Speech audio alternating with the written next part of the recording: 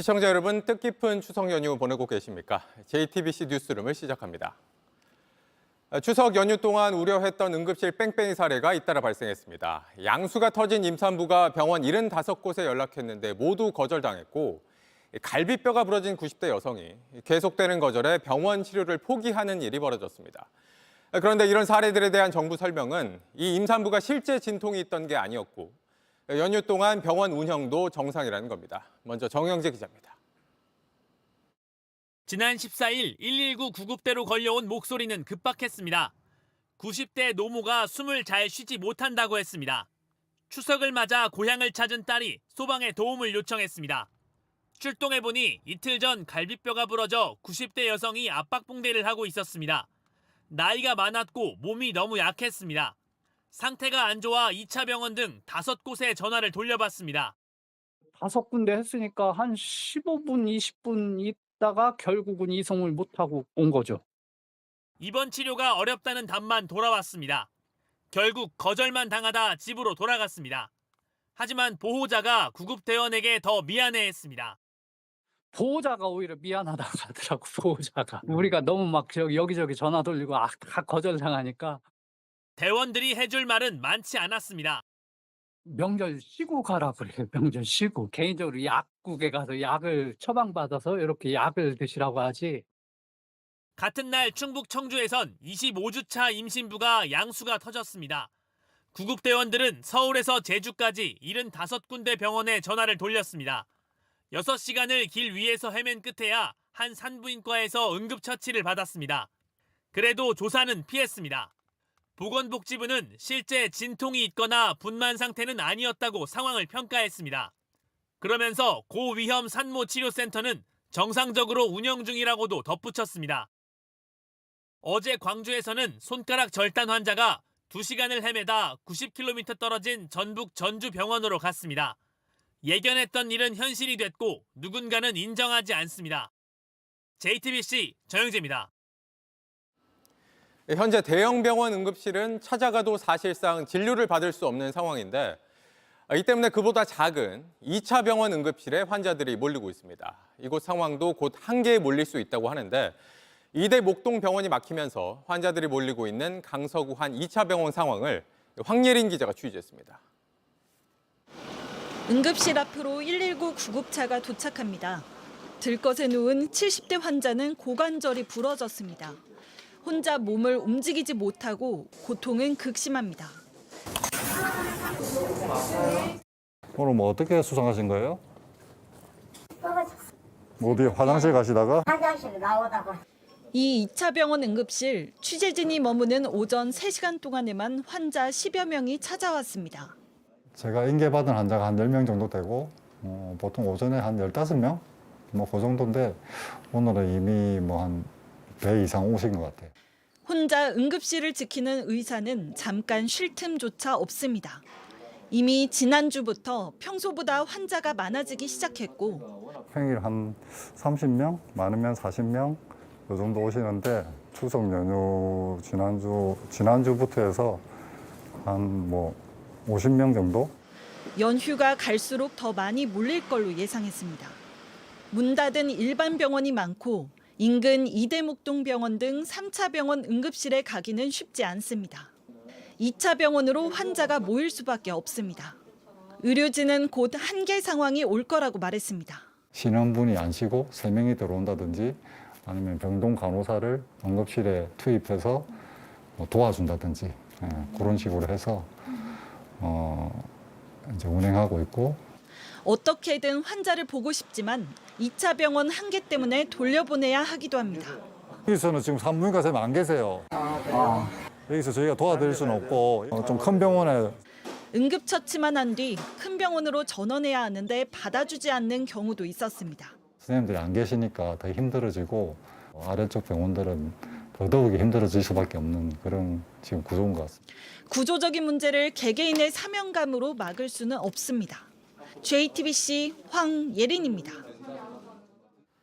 이 같은 의료 공백 사태는 윤석열 대통령의 지지율에도 악영향을 미치고 있습니다. 취임 후 최저치를 기록했다는 여론조사 결과가 또 나왔는데, 특히 핵심 지지층인 보수층과 고령층에서 지지율이 크게 하락했습니다. 구혜진 기자입니다. 오늘 발표된 리얼미터 여론조사에서 윤석열 대통령의 국정 지지율은 일주일 전보다 2.9%포인트 떨어진 27%로 나타났습니다. 리얼미터 조사로는 취임 이후 가장 낮은 수치입니다. 눈에 띄는 건 보수층의 여론입니다.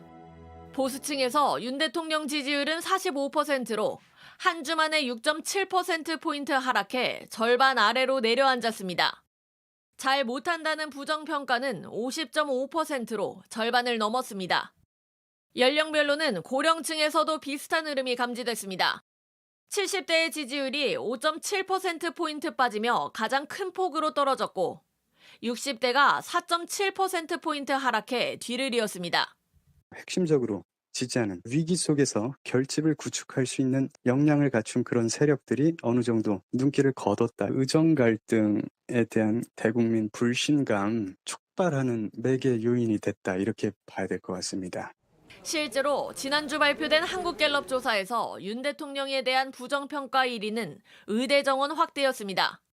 대통령실은 최근 지지율에 일희일비하지 않겠다며 정면 돌파 의지를 밝혔지만 여권 내 위기감은 커지고 있습니다. 국민의힘 김용태 의원은 JTBC에 의료 대란이 길어지며 정부를 향한 국민들의 분노가 더 응축돼서 나오는 것 같다며 지역구에서도 의료계와 타협하는 방향으로 가길 바라는 목소리가 많다고 전했습니다. 민주당은 이번 추석 민심이 국민이 보는 마지막 경고라고 했습니다. JTBC 구혜진입니다. 미국 대선을 50일 앞둔 상황에서 공화당 트럼프 후보를 노린 암살 시도 사건이 또 발생했습니다.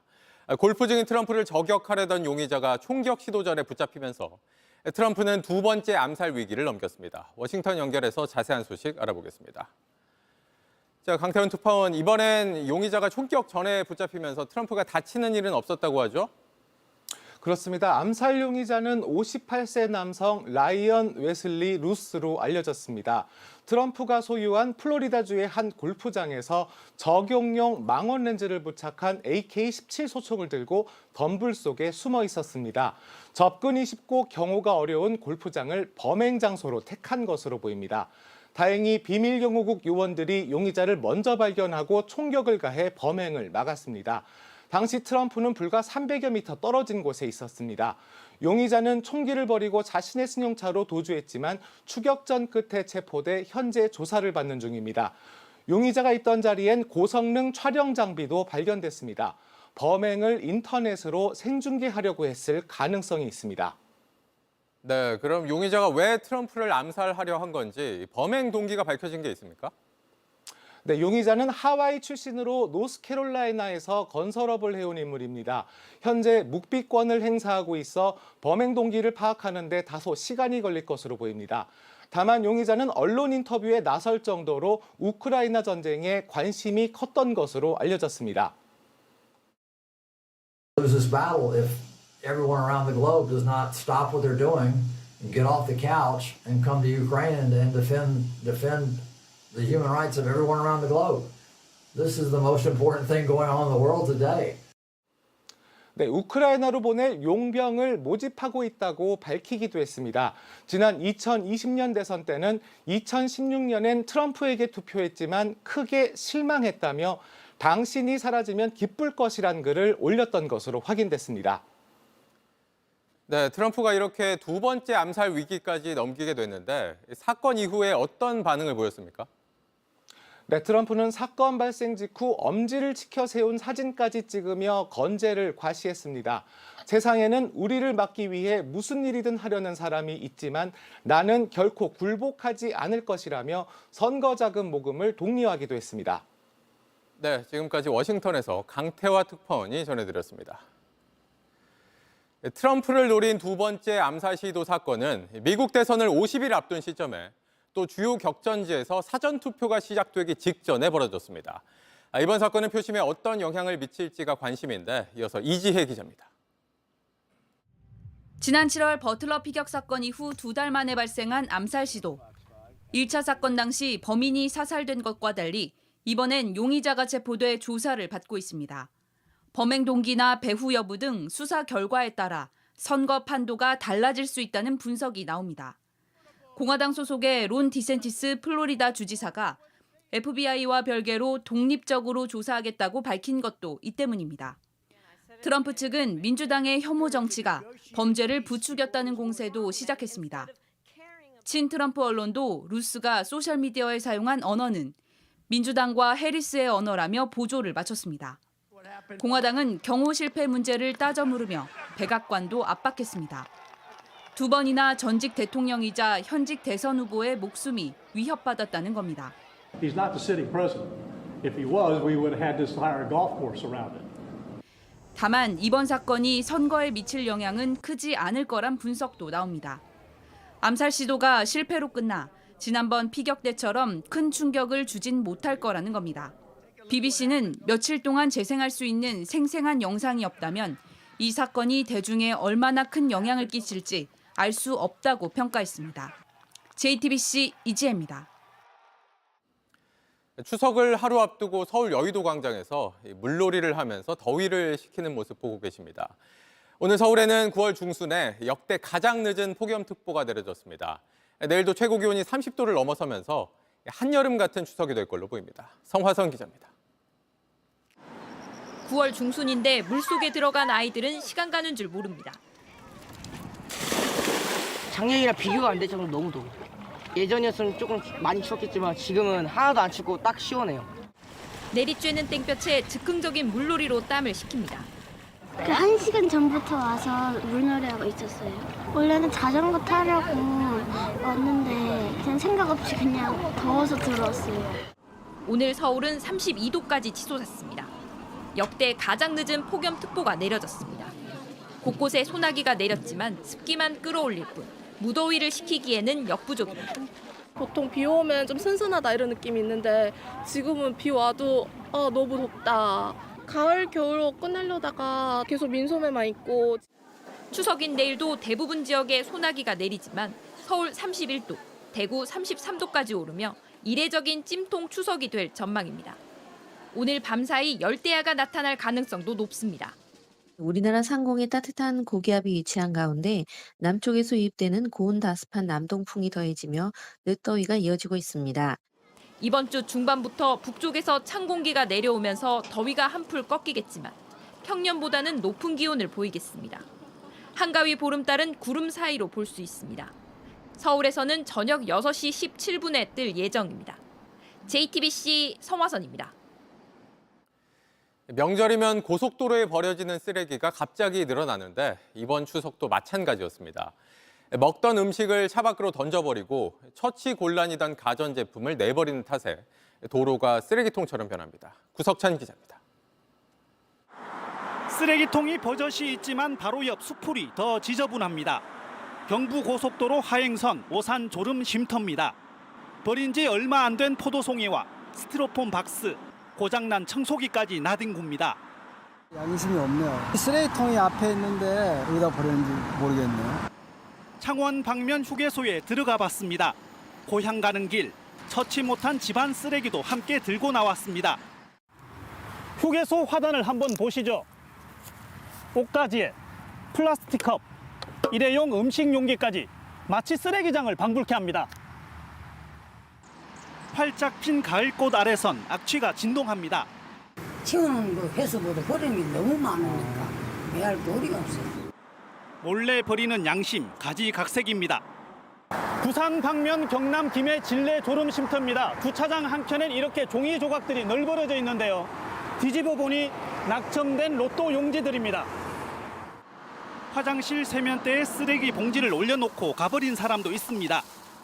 고향 찾아가면서 이렇게 깨끗한 마음으로 갔으면 될 텐데 쓰레기를 추수할 생각을 안 하고 분리수거하라고 쓰레기통을 놔둬도 대충 아무렇게나 섞어버립니다. 넘치는 쓰레기를 감안해 이렇게 임시로 쓰레기통을 만들어 놓기도 했는데요. 분리수거통 대신 이 임시 쓰레기통만 가득 차고 있는 실정입니다. 음식물 쓰레기엔 벌레가 꼬이고 바닥은 담배꽁초 천지입니다. 차창 밖으로 던져버리는 쓰레기는 정확히 셀 수도 없습니다. 추석 연휴 하루 평균 쓰레기 양은 50톤. 이런 소식 언제 전하지 않게 될지 기약이 없습니다. JTBC 구석찬입니다. 연휴에 사고도 잇따랐습니다. 전북 군산 앞바다에선 어선이 뒤집히면서 3명이 숨졌습니다. 강원 영월군에선 일가족이 탄 승합차가 역주행 차량에 부딪히면서 아버지가 숨지고 아들이 크게 다쳤습니다. 윤정주 기자입니다. 뱃머리는 물에 잠겨 보이지 않고 배바닥은 하늘을 보고 있습니다. 뒤집힌 배 주위로 해경 경비정과 구조헬기가 접근합니다. 오늘 아침 7시 30분쯤 전북 군산 12동파도 인근 해상에서 35톤 어선이 전복됐습니다. 충남 서천에서 출발한 이 배엔 한국인 선장과 외국인 선원 등 8명이 타고 있었습니다. 해경이 출동했고 수색이 시작됐습니다. 물에 잠긴 배 안을 구석구석 살펴봅니다. 1시간 가까이 찾은 끝에 에어포켓에 있던 선원 4명을 발견했습니다. 핸드폰 나올게. 공차하면서 바다에 집에. 선원들을 안심시키곤 안전줄을 매달아 물 위로 올라갑니다. 받아줘. 야, 뒤로. 1시간 40여 분 구조 끝에 8명 모두 구조했습니다. 하지만 한국인 선장과 인도네시아인 선원 등 3명은 의식이 없었고 끝내 숨졌습니다. 수사당국은 인근을 지나던 유조선이 어선과 부딪힌 뒤 달아난 걸로 보고 추적하고 있습니다. 하얀 승합차 안 엔진과 차체는 산산조각 났습니다. 바로 옆 검은 SUV는 운전석이 완전히 찌그러졌습니다. 오늘 새벽 1시 30분쯤 강원 영월군 한 터널에서 역주행 SUV가 승합차와 충돌했습니다.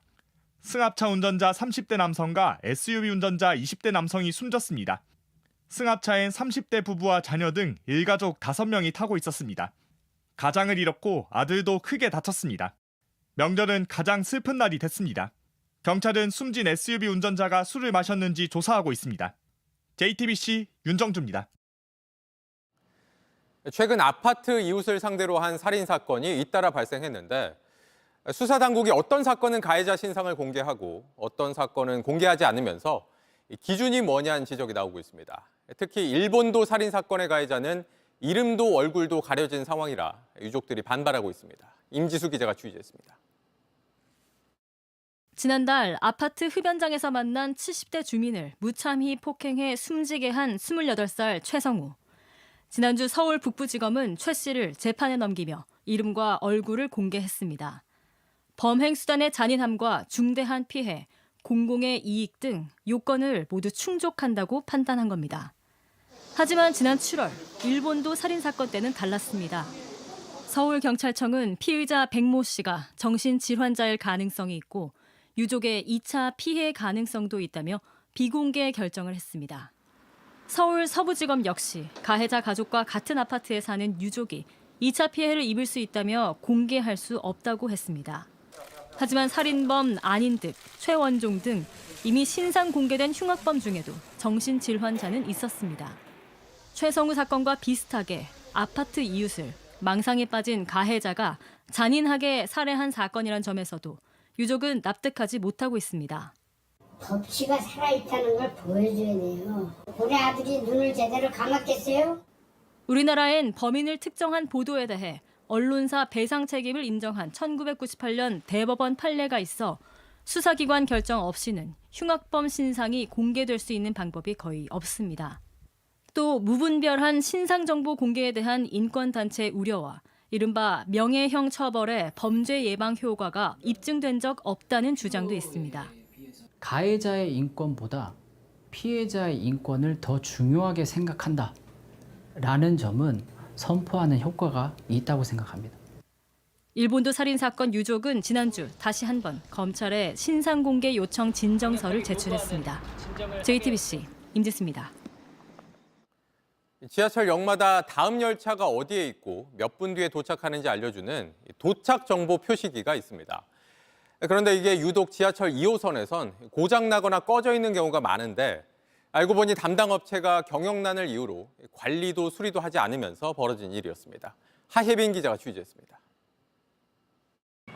지하철 2호선 강남역 승강장입니다. 다음 열차가 언제 들어오는지 알려주는 전광판인데요. 이렇게 고장이 나서 열차 도착 정보를 확인할 수 없게 됐습니다. 분초를 다투는 출퇴근길. 시민들은 조바심이 납니다. 거의 항상 꺼져 있던 것 같아요. 네. 혹시 몰라서 막 뛰어왔는데 눈앞에서 놓친 경우도 있고 그래가지고. 지하철을 이용하는 이유가 어쨌든 시간의 정시성 도착을 통해서 제가 시간 관리를 할 수 있다는 부분이잖아요. 좀 이용할 때 많이 불편하죠.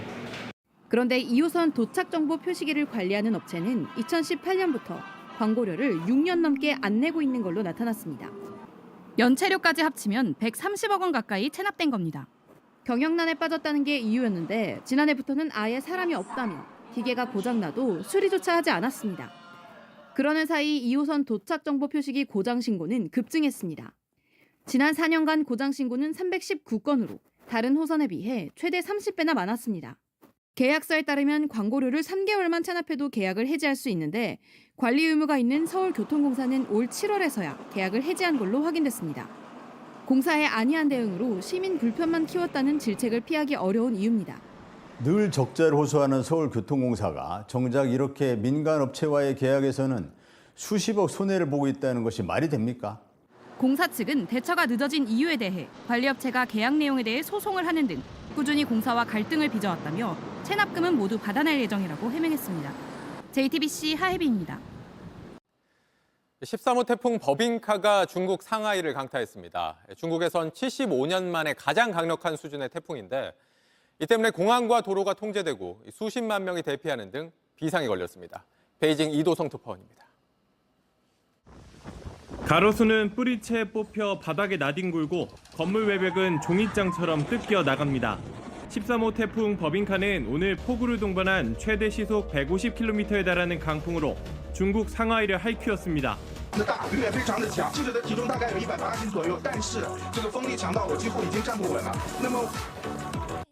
황푸강 수위가 점점 올라가면서 인근 지역에 민간인 출입이 통제됐고 만일의 사태에 대비해 37만 명에 달하는 주민들이 대피했습니다. 대목인 추석 명절을 맞았지만 주요 관광지는 텅텅 비었습니다. 당국은 수저우 등 인접 도시에서도 불필요한 외출을 삼가해달라고 공지했습니다. 상하이와 인근 도시 공항에선 항공편 수백 편이 취소돼 관광객들의 발이 묶이기도 했습니다. 여행하는 동안 비행기가 2번이나 결항 취소돼서 계속 항공사에 연락해야 하는 상황이었거든요. 신경이 쓰여서 여행에 집중을 잘 못했던 것 같아서 좀 아쉬워요. 중국 매체들은 1949년 태풍 글로리아 이후 상하이를 직격하는 가장 강력한 태풍이 될 것이라고 전했습니다. 이런 가운데 14호 태풍 플라산까지 오는 19일 상하이에 상륙할 것으로 예상돼 긴장감이 커지고 있습니다. 앞서 이달 초 슈퍼태풍 야기는 남부 지역을 휩쓰면서 하이난 하이커우에서만 우리 돈 5조 원에 가까운 경제적 손실을 입혔습니다. 중국 베이징에서 JTBC 이도성입니다. 요즘 자영업 중에 어느 하나 쉬운 게 없겠지만 특히 김밥집은 문 여는 가게보다 문을 닫는 가게가 더 많습니다. 김밥 한 줄 말아도 남는 게 없고 찾는 사람도 점점 줄어드는 탓에 김밥집이 하나둘 사라지고 있는 겁니다. 공다솜 기자가 취재했습니다. 서울 마포구의 한 김밥집입니다. 지난해 영업을 중단했는데 아직도 매장은 비어 있습니다. 지난해 10월 문을 닫은 도봉구의 김밥집 자리엔 올 여름 무인 아이스크림 가게가 문을 열었습니다.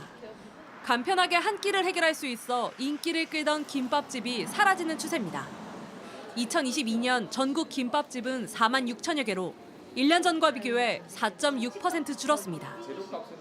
같은 기간 한식집과 주점 등 외식 가맹점 수가 7% 넘게 는 것과 대조적입니다. 채소와 김 등 김밥 재료값과 인건비가 올라 가게를 운영하는데 마진이 줄어든 영향입니다. 김밥은 재료가 많이 들어가잖아요. 단가도 그렇게 높지 않고 라면이라든지 그런 게 이제 마진이 훨씬 좋죠. 편의점과 카페에서 도시락이나 밀키트가 보편화돼 간편하게 한 끼를 해결할 수 있는 선택지가 늘어난 이유도 있습니다. 편의점 가거나 아니면 포케 샐러드 같은 거 좀 먹기도 해요. 간편하게 먹을 수도 있고요. 실제 김밥집이 줄어든 2022년 편의점 수는 7% 넘게 증가했고 카페도 늘어 전국의 커피 전문점은 10만 개를 넘었습니다. 젊은 세대를 중심으로 탄수화물 섭취를 꺼리는 식습관도 영향을 미쳤습니다. 원래 밥을 잘 안 먹어서 그냥 카페에만 잘 가고 있어요. 굳이 밖에서까지 한식은 찾지 않는 편인 것 같아요. 지난해 국민 1인당 연간 쌀 소비량은 56.4kg으로 1960년대 이후 역대 최저 수준입니다. JTBC 공다솜입니다. 기아의 김도영 선수가 보름간의 침묵을 깨고 하루에 홈런 2개를 몰아쳤습니다. 40홈런 40도루 대기록에도 성큼 다가섰는데 김도영의 맹활약으로 승리한 기아는 정규 시즌 우승까지 단 1승만을 남겨두게 됐습니다. 최승기 기자입니다. 3회 초 선두 타자로 나선 김도영. 시속 145km 직구를 그대로 받아칩니다. 왼쪽 담장을 넘기는 비거리 130m 대형 홈런. 지난 1일 삼성과의 경기 이후 보름 만에 36호 홈런을 쏘아 올렸습니다. 이게 끝이 아니었습니다. 9회 초 원아웃 1, 2루 상황에서 바깥쪽 낮은 직구를 받아쳐 또 한 번 담장을 넘겼습니다. 김도영은 이 홈런으로 2009년 김상현을 제치고 기아 국내 선수 한 시즌 최다 홈런의 새로운 주인공이 됐습니다. 데뷔 3년 차 20살 김도영이 최초 최다 기록을 경기마다 써내려가고 있는 겁니다. 30-30 100타점 100득점이 조금 저한테는 의미가 있고 시즌 36, 37호 홈런을 연이어 터뜨린 김도영. 남은 8경기에서 홈런 3개와 도루 1개를 더하면 KBO 리그 역사상 국내 선수 처음으로 40홈런, 40도루의 대기록도 달성하게 됩니다. KBO 리그에서 이 기록을 달성한 건 2015년 NCAA 테임즈가 유일합니다. 기대에 부응할 수 있도록 조금 지금 감도 조금 올라온 것 같아서 한번 노려볼 수 있을 것 같습니다. 빠른 발도 갖춘 김도영은 전날 경기에서 3루를 훔치는 데 성공하면서 고향 선배 이종범의 30홈런 40도루 기록에도 성큼 다가섰습니다. 기아 역사상 이 기록을 달성한 선수는 1997년 시즌의 이종범이 유일합니다. 이날 김도영의 활약으로 기아는 매직 넘버를 하나 더 지우면서 7년 만에 정규 시즌 우승까지 단 한 경기만을 남겨두게 됐습니다. JTBC 최승기입니다.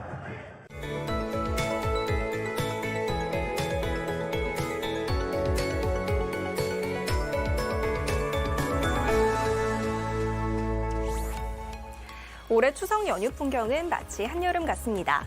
반소매와 반바지 차림에 양산을 쓴 분들도 많았고요. 아이들은 분수대를 뛰어다니며 더위를 식혔습니다. 폭염특보도 점차 확대 강화되고 있는데요.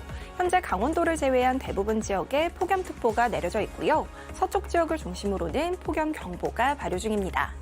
남은 연휴 기간도 늦더위는 계속되겠습니다. 오늘 밤부터는 열대야도 다시 나타나겠고 한낮 기온도 여전히 30도를 웃돌겠습니다. 올 추석은 유독 소나기 소식이 잦은데요. 내일뿐만 아니라 연휴 마지막 날까지 강한 소나기가 쏟아질 수 있으니까요. 귀경길 안전운전 하시기 바랍니다. 그래도 추석 당일인 내일은 구름 사이로 환한 보름달을 보실 수 있겠습니다. 달이 뜨는 시각은 서울 기준으로 오후 6시 17분경이 되겠습니다. 최저 기온은 서울 26도, 부산은 27도가 예상되고요. 낮 기온은 청주 33도, 창원은 34도까지 오르겠습니다. 늦더위의 기세는 연휴가 지나고 금요일부터 점차 약해지겠습니다. 날씨였습니다. 뉴스룸 저희가 준비한 소식은 여기까지입니다. 시청해주신 여러분 고맙습니다.